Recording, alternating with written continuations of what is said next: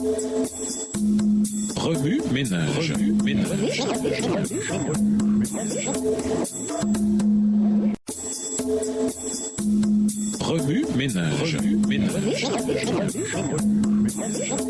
Bienvenue dans notre émission Remue ménage. Voilà la leçon 13. Allez, lisons Matthieu 28, les versets 19 et 20. Matthieu 28, les versets 19 et 20. Allez, faites de toutes les nations des disciples, les baptisant au nom du Père, du Fils et du Saint-Esprit, et enseignez-leur à observer tout ce que je vous ai prescrit. Et voici, je suis avec vous tous les jours jusqu'à la fin du monde. Il est plus important d'étudier la Bible correctement et d'arriver à des conclusions fondées sur le contexte que d'obtenir simplement les bonnes réponses. Dans les cours de maths, les étudiants sont notés non seulement sur leurs réponses, mais surtout sur le processus utilisé pour y parvenir. Cette idée explique pourquoi il a fallu parfois des décennies à notre Église pour adopter certains aspects de certaines croyances ou pratiques, parce que Dieu voulait que nous arrivions à la conclusion de la bonne manière. La mission adventiste est née d'une compréhension correcte du mandat évangélique de Matthieu 28. Ces versets soulignent la responsabilité de chaque chrétien de partager l'évangile. C'est plus de 10 ans après la fondation de notre Église que notre premier missionnaire officiel, J.N. Andrews,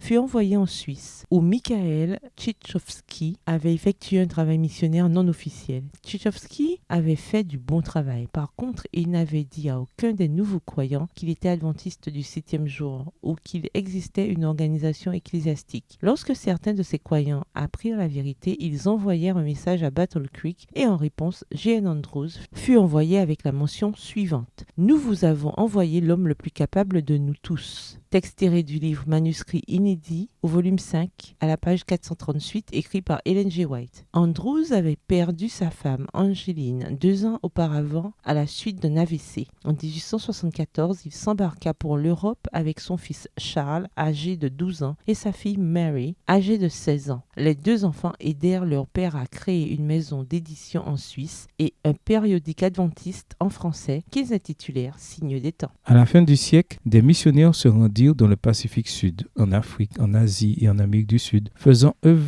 de pionniers sur ces continents. Ce travail n'était pas de tout repos. Les missionnaires devaient voyager par bateau. La communication avec l'Église en Amérique était lente et ils devaient souvent partir de zéro pour amener des gens au baptême et mettre en place l'infrastructure de l'Église. Ces pionniers étaient des hommes et des femmes d'une grande force d'âme et leurs histoires sont une véritable source d'inspiration. Aujourd'hui, on a toujours un grand besoin de missionnaires pour aller dans les nombreuses régions du monde qui n'ont pas été touchées par l'Évangile. Dieu vous appelle-t-il à être de leur nombre? Remue ménage, écrivez Matthieu 28, les versets 19 et 20 à partir de la version biblique de votre choix. Si vous êtes pressé, écrivez une partie du passage principal. Vous pouvez aussi paraphraser ce chapitre avec vos propres mots, en tracer les grandes lignes ou en faire une carte heuristique. Au revoir. Et à demain si Dieu veut.